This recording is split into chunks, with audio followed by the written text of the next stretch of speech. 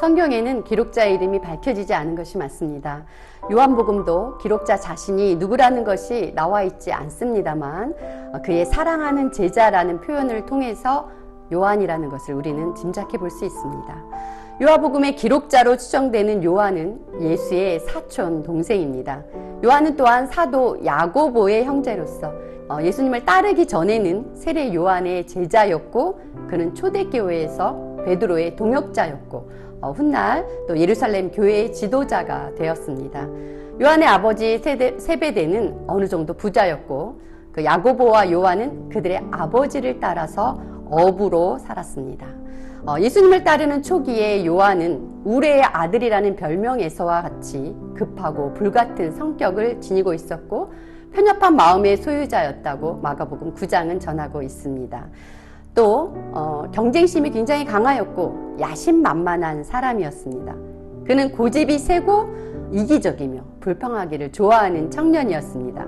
그런데 그가 예수님과 동행하고 말씀을 듣고 배우며 성령을 받은 후에 사랑의 사도로 거듭나게 됩니다.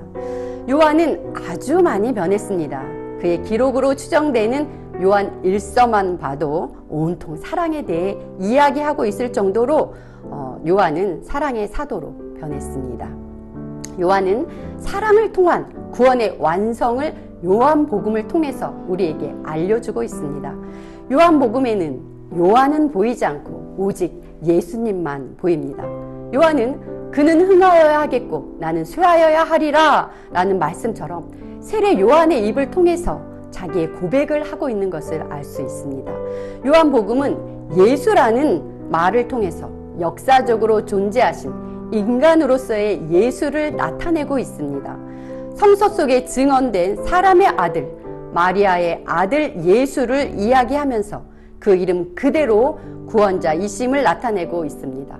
하나님의 아들이라는 말은 하나님의 독생자, 즉 하나님 자신을 말씀하고 있습니다. 예수님은 인간일 뿐만 아니라 창조주이시라는 것입니다. 그리스도라는 말은 기름 부음을 받은 자라는 뜻으로 메시아를 지칭하는 헬라어입니다. 전 구약을 통해 예언되신 분이고 약속의 말씀으로 이미 인간에게 기다려졌던 분이라는 것입니다. 요한복음에서 말하고 있는 믿고라는 말은 우리의 반의에 대한 말로서 하나님의 아들 예수를 지식적으로 알고 인정하고 의지적으로 순종하라는 말씀입니다. 여기에 생명이 있다고 강조하고 있습니다. 요한복음을 읽을 때 예수님을 하나님의 아들 그리스도로 깊이 알아가고 체득하며 삶 속에 그분의 생명을 느끼시는 여러분들이 되시기를 간절히 소망합니다. 제1장 태초에 말씀이 계시니라. 이 말씀이 하나님과 함께 계셨으니 이 말씀은 곧 하나님이시니라.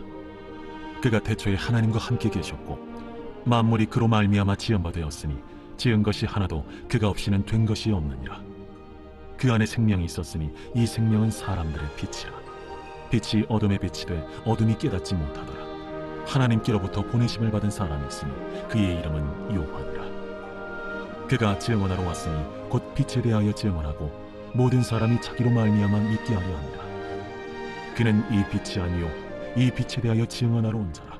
참빛 곧 세상에 와서 각 사람에게 비추는 빛이 있었나니 그가 세상에 계셨으며 세상은 그로 말미암아 지은 바 되었을 때 세상이 그를 알지 못하였고 자기 땅에 오매 자기 백성이 영접하지 아니하였으나 영접하는 자 곧 그 이름을 믿는 자들에게는 하나님의 자녀가 되는 권세를 주셨으니 이는 혈통으로나 육정으로나 사람의 뜻으로 나지 아니하고 오직 하나님께로부터 난 자들이니라. 말씀이 육신이 되어 우리 가운데 거하시매 우리가 그의 영광을 보니 아버지의 독생자의 영광이요 은혜와 진리가 충만하더라. 요한이 그에 대하여 증언하여 외쳐 이르되 내가 전에 말하기를 내 뒤에 오시는 이가 나보다 앞선 것은 나보다 먼저 계심이라 한 것이 이 사람을 가리킴이라. 우리가 다 그의 충만한 데서 받으니 은혜 위에 은혜로라. 율법은 모세로 말미암아 주어진 것이요 은혜와 진리는 예수 그리스도로 말미암아 온 것이라. 본래 하나님을 본 사람이 없으되 아버지 품속에 있는 독생하신 하나님이 나타내셨느니라. 유대인들이 예루살렘에서 제사장들과 레위인들을 요한에게 보내요. 네가 누구냐? 물을 때에 요한의 증언이 이러하니라. 요한이 드러내어 말하고 숨기지 아니하니 드러내어 하는 말이 나는 그리스도가 아니라. 그러면 누구냐? 네가 엘리야냐? 나는 아니라. 네가 그 선지자냐? 아니라. 누구냐?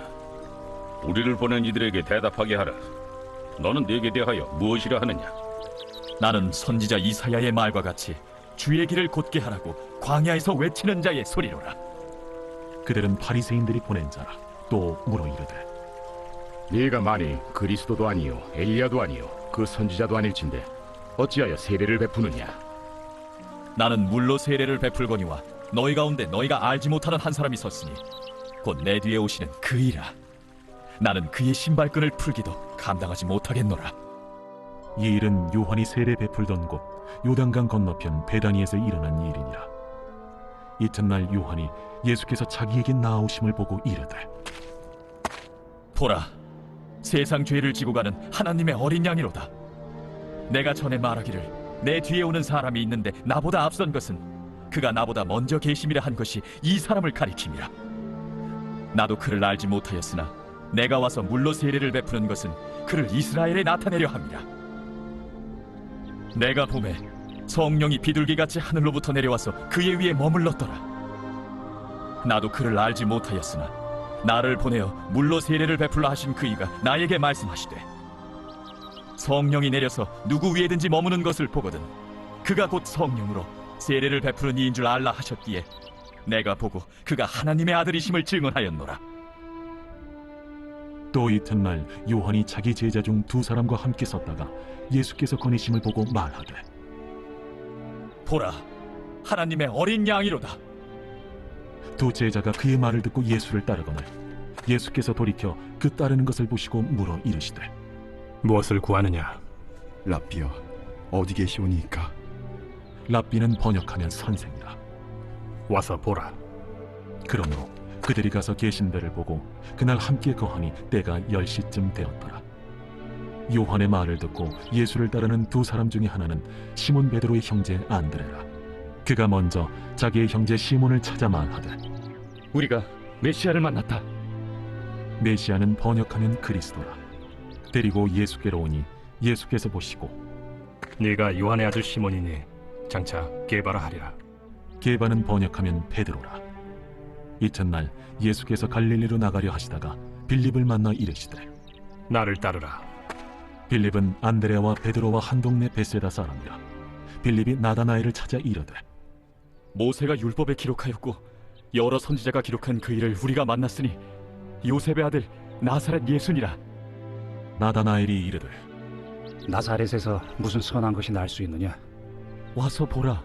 예수께서 나다나엘이 자기에게 오는 것을 보시고 그를 가리켜 이르시되 보라, 이는 참으로 이스라엘 사람이라. 그 속에 간사한 것이 없도다. 어떻게 나를 아시나이까? 빌립이 너를 부르기 전에 네가 무화과 나무 아래 있을 때 보았노라. 랍비여, 당신은 하나님의 아들이시오. 당신은 이스라엘의 임금이로소이다. 내가 너를 무화과 나무 아래에서 보았다 함으로 믿느냐? 이보다 더 큰 일을 보리라. 진실로 진실로 너희에게 이르노니 하늘이 열리고 하나님의 사자들이 인자 위에 오르락 내리락 하는 것을 보리라.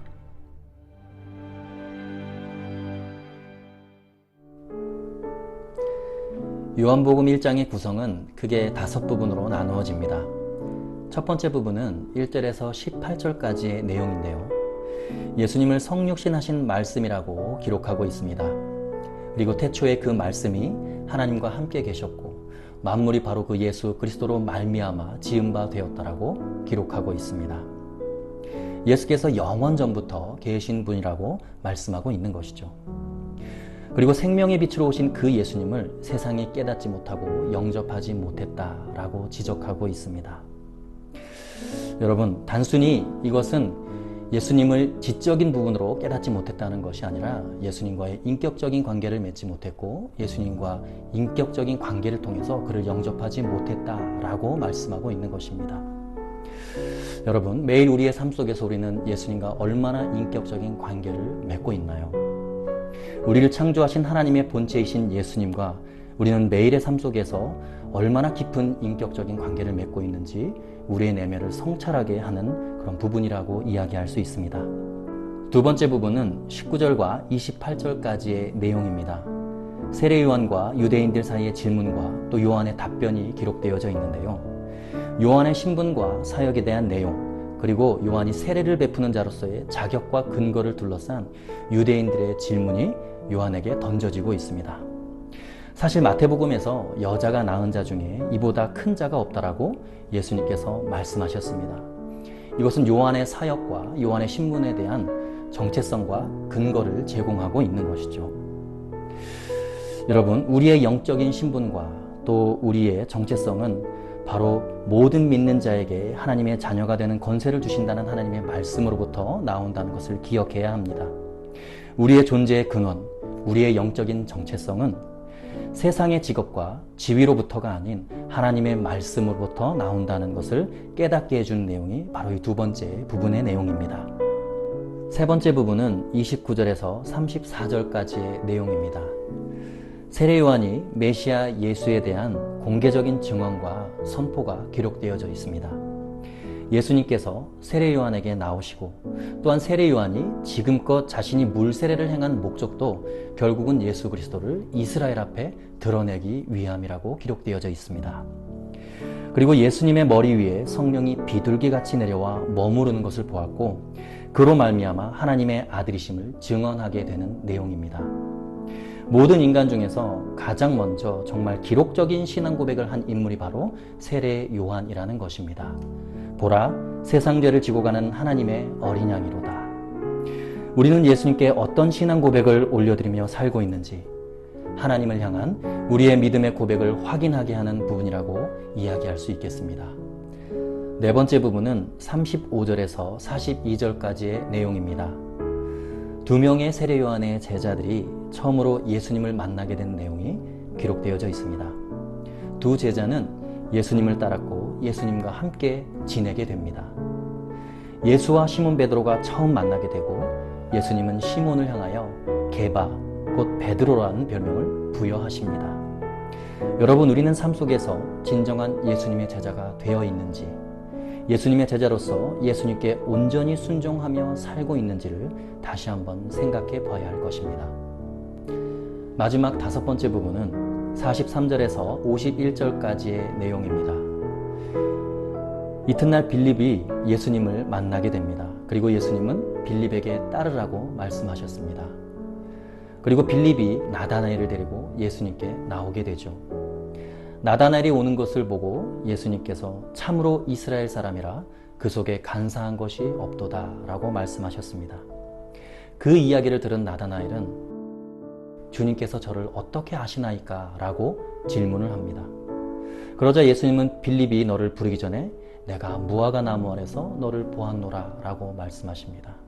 무화과 나무 아래서 기도하는 것은 바로 유대인들의 전통이었기 때문에 나다나엘은 무화과 나무 아래서 기도를 했습니다.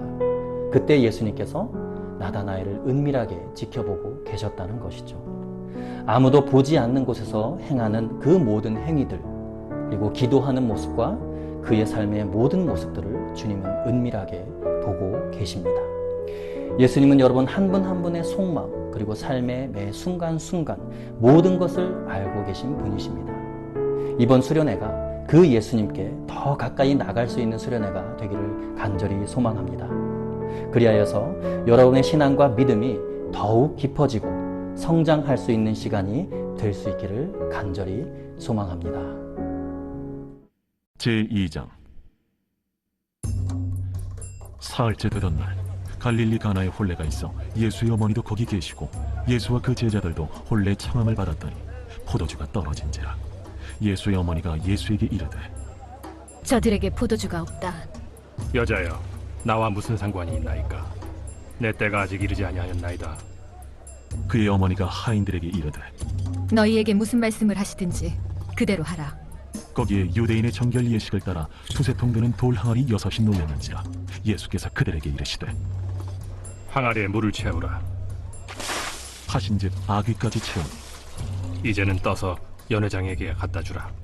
하심에 갖다 주었더니 연회장은 물로 된 포도주를 맛보고도 어디서 났는지 알지 못하되 물떠온 하인들은 알더라. 연회장이 신랑을 불러 말하되 사람마다 먼저 좋은 포도주를 내고 취한 후에 낮은 것을 내거늘 그대는 지금까지 좋은 포도주를 두었도다. 예수께서 이 첫 표적을 갈릴리 가나에서 행하여 그의 영광을 나타내시며 제자들이 그를 믿으니라. 그 후에 예수께서 그 어머니와 형제들과 제자들과 함께 가버나움으로 내려가셨으나 거기에 여러 날 계시지는 아니하시니라. 유대인의 유월절이 가까운지라 예수께서 예루살렘으로 올라가셨더니 성전 안에서 소와 양과 비둘기 파는 사람들과 돈 바꾸는 사람들이 앉아있는 것을 보시고 노끈으로 채찍을 만드사 양이나 소를 다 성전에서 내쫓으시고 돈 바꾸는 사람들의 돈을 쏟으시며 상을 엎으시고 비둘기 파는 사람들에게 이것을 여기서 가져가라. 내 아버지의 집으로 장사하는 집을 만들지 말라. 하시니 제자들이 성경 말씀에 주의 전을 삼원은 열심히 나를 삼키리라 한 것을 기억하더라. 이에 유대인들이 대답하여 예수께 말하기를 내가 이런 일을 행하니 무슨 표적을 우리에게 보이겠느냐? 너희가 이 성전을 헐라. 내가 사흘 동안에 일으키리라. 이 성전은 46년 동안에 지었거늘 내가 3일 동안에 일으키겠느냐? 그러나 예수는 성전된 자기 육체를 가리켜 말씀하신 것이라. 죽은 자 가운데서 살아나신 후에야 제자들이 이 말씀하신 것을 기억하고 성경과 예수께서 하신 말씀을 믿었더라. 유월절에 예수께서 예루살렘에 계시니 많은 사람이 그의 행하시는 표적을 보고 그의 이름을 믿었으나 예수는 그의 몸을 그들에게 의탁하지 아니하셨으니 이는 친히 모든 사람을 아시며 또 사람에 대하여 누구의 증언도 받으실 필요가 없었으니 이는 그가 친히 사람의 속에 있는 것을 아셨음이니라. 요한복음을 크게 표적의 책과 영광의 책 둘로 나누기도 합니다. 요한복음 2장은 그 예수님의 공생의 이야기를 담고 있는 표적의 책의 시작이죠. 요한복음 2장에는 크게 두 가지 표적 사건이 등장합니다. 첫 번째는 가나의 혼인잔치 이야기죠. 예수님은 가나의 혼인잔치에서 물을 포도주로 변하게 하십니다. 이 표적을 두고 언제 포도주가 변화되었는지, 그리고 그곳에서 사람들이 보여준 믿음과 순종이 그 역사가 일어나게 하는데 어떤 역할을 했는지 많은 이야기를 하죠. 여러분들은 설교나 이야기들을 통해서 어떤 것들을 들으셨는지 잘 모르겠습니다. 하지만 중요한 것은 이 사건을 통해서 예수님께서 우리에게 알길 원하시는 게 있다는 것이죠. 메시아의 나라는 좋은 포도주가 가득한 잔치와 같다는 예언이 성취된 것처럼 보여지는 이 사건을 통해서 우리는 예수님께서 우리에게 좋은 것으로 가득한 하나님의 나라를 미리 맛보게 하셨다는 걸 알 수 있습니다. 여러분은 예수님께서 자신을 통해서 우리에게 맛보기를 원하시는 하나님의 나라를 얼마나 맛보고 즐기고 계십니까? 이 본문을 통해서 우리에게 주어진 하나님의 나라의 즐거움에 동참하실 수 있는 여러분 되기를 소원합니다. 다음으로는 예수님이 예루살렘 성전에서 행하신 사건이 등장하죠. 성전 정화 사건이라고 부르는 일이 벌어지는데요. 예수님은 성전에서 소와 양과 비둘기를 파는 사람들, 그리고 돈을 바꾸어 주는 사람들을 내쫓으시죠. 이것들은 당시의 희생제사를 위해서 필요했던 것들인데요. 결국은 그들의 희생제사가 멈춰지게 되었다는 것입니다. 그들의 성전이 하나님과의 관계 맺는 곳으로서의 역할을 하지 못하게 됐음을 예수님은 지적하고 계신 것이죠. 이로 인해서 종교 지도자들과 한판하게 됩니다. 그러면서 예수님께서는 성전에 대해서 새로운 이야기를 꺼내시죠. 성전을 헐면 사흘 만에 다시 짓겠다고 하신 것입니다. 이는 예수님이 자신이 진정한 성전임을 말씀해 주고 계신 것이죠. 그리고 자신의 죽음과 부활을 통해서 다시 세워진 성전, 즉 예수님을 통해서 하나님과 인간의 올바른 관계가 이루어질 것임을 말씀하고 계십니다. 여러분들은 다시 세워진 진정한 성전인 예수님을 통해서 하나님께 나아가고 계십니까? 오늘 함께 읽는 이 요한복음 2장을 통해서 여러분들이 하나님과 올바른 관계로 나아가는데 누구를 통해 나아가고 계신지 묵상하는 기회가 되기를 소원합니다. 제3장. 그런데 바리새인 중에 니고데모라 하는 사람이 있으니 유대인의 지도자라. 그가 밤에 예수께 와서 이르되 라삐여, 우리가 당신은 하나님께로부터 오신 선생인 줄 아나이다. 하나님이 함께 하시지 아니하시면 당신이 행하시는 이 표적을 아무도 할 수 없음이니이다. 진실로 진실로 내게 이르노니 사람이 거듭나지 아니하면 하나님의 나라를 볼 수 없느니라. 사람이 늙으면 어떻게 날 수 있사옵나이까? 두 번째 모태에 들어갔다가 날 수 있어옵나이까? 진실로 진실로 내게 이르노니 사람이 물과 성령으로 나지 아니하면 하나님의 나라에 들어갈 수 없느니라. 육으로 난 것은 육이요 영으로 난 것은 영이니 내가 네게 거듭나야 하겠다 하는 말을 놀랍게 여기지 말라. 바람이 임의로 불매 네가 그 소리는 들어도 어디서 와서 어디로 가는지 알지 못하나니 성령으로 난 사람도 다 그러하니라. 어찌 그러한 일이 있을 수 있나이까? 너는 이스라엘의 선생으로서 이러한 것들을 알지 못하느냐? 진실로 진실로 내게 이르노니 우리는 아는 것을 말하고 본 것을 증언하노라. 그러나 너희가 우리의 증언을 받지 아니하는도다. 내가 땅의 일을 말하여도 너희가 믿지 아니하거든. 하물며 하늘의 일을 말하면 어떻게 믿겠느냐?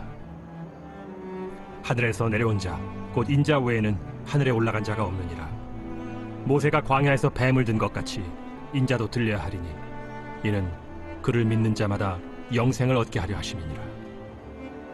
하나님이 세상을 이처럼 사랑하사 독생자를 주셨으니 이는 그를 믿는 자마다 멸망하지 않고 영생을 얻게 하려 하심이라. 하나님이 그 아들을 세상에 보내신 것은 세상을 심판하려 하심이 아니요 그로 말미암아 세상이 구원을 받게 하려 하심이라. 그를 믿는 자는 심판을 받지 아니하는 것이요 믿지 아니하는 자는 하나님의 독생자의 이름을 믿지 아니하므로 벌써 심판을 받은 것이니라. 그 정죄는 이것이니 곧 빛이 세상에 왔으되 사람들이 자기 행위가 악함으로 빛보다 어두움을 더 사랑한 것이니라.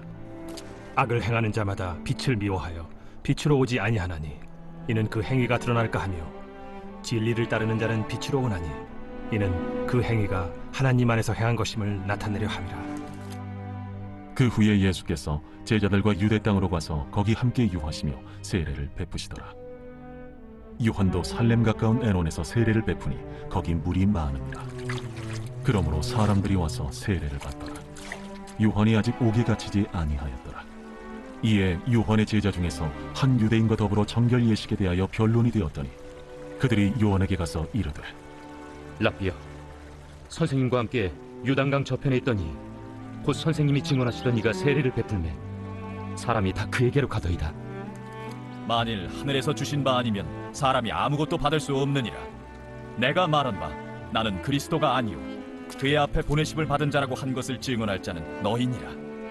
신부를 취하는 자는 신랑이나 서서 신랑의 음성을 듣는 친구가 크게 기뻐하나니 나는 이러한 기쁨으로 충만하였노라. 그는 흥하여야 하겠고 나는 쇠하여야 하리라. 위로부터 오시는 이는 만물 위에 계시고 땅에서 난 이는 땅에 속하여 땅에 속한 것을 말하느니라. 하늘로부터 오시는 이는 만물 위에 계시나니 그가 친히 보고 들은 것을 증언하되 그의 증언을 받는 자가 없도다. 그의 증언을 받는 자는 하나님이 참되시다는 것을 인쳤느니라.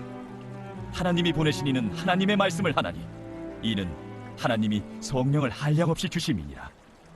아버지께서 아들을 사랑하사 만물을 다 그의 손에 주셨으니 아들을 믿는 자에게는 영생이 있고 아들에게 순종하지 아니하는 자는 영생을 보지 못하고 도리어 하나님의 진노가 그 위에 머물러 있느니라. 요한복음 3장은 두 부분으로 나눌 수 있습니다. 첫 번째는 예수님과 니고데모의 만남, 두 번째는 세례 요한의 증언이 등장합니다. 먼저 예수님과 니고데모의 만남을 보면 바리새인이고 당시 존경받았던 유대인의 선생이던 니고데모는 한밤중에 예수님을 찾아와 말합니다. 랍비여, 당신은 하나님이 보내신 선생이 맞습니다. 하나님 없이는 누구도 선생님과 같은 표적을 보일 수 없습니다. 그러자 예수님께서 말씀하십니다. 진실로 진실로 내게 이르노니 사람이 거듭나지 아니하면 하나님의 나라를 볼 수 없느니라. 사람이 다시 태어난다 한다는 그 말에 니고데모는 이해하지 못했습니다. 사람이 늙었는데 어떻게 다시 태어납니까? 어머니의 뱃속에 다시 들어갈 수 없지 않습니까? 이러한 엉뚱한 질문을 하니 예수님께서 다시 말씀하십니다. 사람이 물과 성령으로 나지 아니하면 하나님의 나라에 들어갈 수 없느니라. 다시 태어남은 우리의 육체의 몸이 다시 태어나는 것이 아니라 물과 성령으로 거듭난다고 말씀하십니다. 죄로 더러워진 우리가 깨끗하게 씻겨지고 우리의 속에 하나님의 영이 임하여 새로운 영적인 존재가 되는 것입니다. 육체의 변화가 아니라 존재의 변화가 일어나게 되는 것입니다. 이것이 거듭남, 중생이라고 말합니다. 두 번째 파트로 세례 요한의 증언이 나옵니다. 예수님께서 유대 땅으로 가셔서 세례를 베푸셨는데 사람들이 요한의 세례가 아닌 예수님의 세례를 받기 위해 다 그리로 간 것입니다. 그러자 세례 요한이 말합니다. 나는 그리스도가 아니요 그 앞에 보내심을 받은 자입니다. 그는 하늘로부터 오신 이고 하나님이 보내신 이시며 만물 위에 계신 분이십니다. 그러니 그는 흥하여 하겠고 나는 쇠하여야 합니다. 세례 요한의 고백, 그는 흥하여 하겠고 나는 쇠하여야 하리라. 이 고백이 예수님을 믿고 따르는 우리의 고백으로 나타날 수 있기를 소망합니다. 이렇게 세례 요한의 사역이 마무리되어지고 본격적으로 예수님의 공생의 사역이 시작됩니다. 거듭남, 영생, 그리고 하늘로부터 오신 그리스도, 이 키워드를 기억하면서 함께 말씀을 읽도록 하겠습니다. 본문은 예수님께서 제자들을 부르시는 장면을 소개해주고 있습니다. 그 중에서 빌립이 나다나엘을 찾아가 그에게 예수님을 소개하는 장면이 참으로 재미있습니다. 빌립은 나다나엘에게 이렇게 말합니다. 모세가 율법에 기록하였고 여러 선지자가 기록한 그 일을 자신들이 만났다고 말씀하고 있습니다. 그리고 또 예수님이 바로 구약이 예언하고 있는 바로 그 메시아이심이 틀림없다는 사실을 말씀하고 있습니다. 그런데 소개의 마지막 부분에서 그분이 누구냐 하면 바로 요셉의 아들 나사렛 예수라고 말하고 있습니다. 예수님이 나사렛 출신이라는 사실은 그 당시에 결코 자랑할 만한 일은 아니었습니다. 나사렛은 갈릴리 지역에서도 촌동네로 불리는 곳이었습니다. 갈릴리라는 지역 자체가 그 당시 유대인들에게는 매우 많은 무시를 당하던 그런 동네였습니다. 유대인들은 갈릴리에서는 선지자가 나오지 못한다고 생각을 하고 있었습니다. 나다나엘은 예수님이 갈릴리의 나사렛 출신이라는 사실을 알고 처음부터 매우 회의적인 태도를 지니고 있었습니다. 하지만 빌립은 자기가 예수님에 대해 알고 있었던 것을 가감없이 그대로 나다나엘에게 전해 주었습니다. 그리고 그 말을 들은 나다나엘 역시 자기의 생각을 솔직하게 표현하고 있습니다. 46절 말씀에 나사렛에서 무슨 선한 것이 날 수 있느냐라고 말하고 있습니다. 그런데 빌립이 가만히 들어보니 나다나엘의 그 말이 맞는 것처럼 느껴집니다. 자신이 가진 지식으로는 나다나엘에게 반박할 수가 없는 것이죠. 하지만 자신 속에 있는 그 예수님에 대한 감동은 속일 수가 없었습니다. 그래서 그는 어떤 논리적인 변론을 하는 대신 나다나엘에게 그저 와 보라 이렇게 이야기하고 있습니다. 오늘 빌립과 나다나엘의 이 대화는 마치 순박한 농부들의 대화와 같습니다. 빌립은 자신이 알고 있는 대로 예수님을 솔직하게 나다나엘에게 전해주었습니다. 나다나엘은 논리적으로는 이해가 되지 않지만 빌립을 신뢰했고 그래서 예수님께로 갔습니다. 예수님은 그를 맞아주셨고 나다나엘의 순수한 마음을 칭찬해 주시면서 나다나엘을 제자로 받아주십니다. 빌립의 그 순수한 마음에서 우러난 전도, 그것이 나다나엘의 마음을 움직였고 또 나다나엘이 예수님께로 가도록 이끌어 주었던 것입니다. 우리도 예수님을 전할 때 빌립처럼 해야 합니다. 자기가 잘 모르는 이론적인 것을 들먹일 필요는 없습니다. 그저 내가 아는 그대로 예수님을 전하기만 하면 됩니다. 그러면 예수님께서는 내가 전한 그 예수 그리스도, 그 복음을 들은 사람을 만나주시고 또 그에게 감동을 주시고 그를 하나님의 자녀로 영접해 주시는 일이 일어납니다. 내가 알고 있는 그 예수님을 순수하게 솔직한 마음으로 이웃에게 전하는 여러분들이 되시기를 간절히 소망합니다. 요한복음 1장 48절 49절에서 나다나엘은 예수님으로부터 무화과 나무 아래에 있을 때 보았노라 라는 말씀을 듣습니다. 이에 나다나엘은 당신은 하나님의 아들이요 이스라엘의 임금님입니다 라는 고백을 하게 되죠. 당시 이스라엘 사람들에게 무화과 나무 아래는 토라를 연구하고 또 기도와 묵상을 하는 장소였습니다. 나다나엘이 이 무화과 나무 아래에서 가졌던 이 경건의 시간들은 예수님이 하나님의 아들이자 이스라엘의 임금님이라는 것을 알 수 있게 해 주었습니다. 반면 사람들 앞에서 경건한 척하고 존경받고자 했던 제사장들, 바리새인들과 같은 사람들은 예수님의 많은 기적 또 가르침들을 보고 듣고도 예수님을 그저 신성모독한 사람으로 여겼습니다.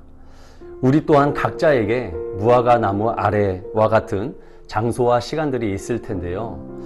그때 과연 우리는 나다나엘처럼 예수님을 알아볼 수 있는 시간을 보내고 있는가?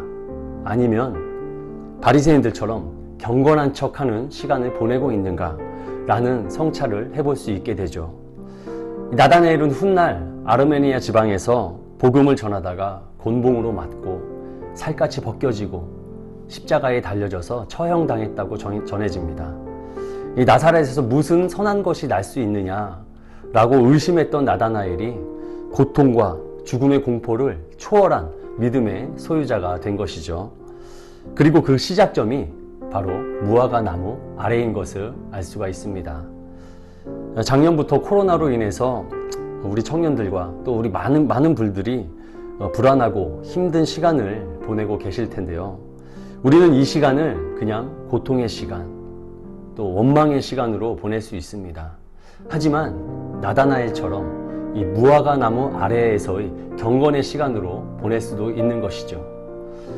지금은 우리가 함께 모일 수 없지만 온라인 수련회와 또 우리 PRS, JS와 같은 이 좋은 프로그램을 통해서 우리 함께 마음을 모으고 은혜를 나누면서 각자의 무화과 나무 아래에서 예수님을 알아볼 수 있는 그런 안목을 기르는 시간이 되시길 축복합니다.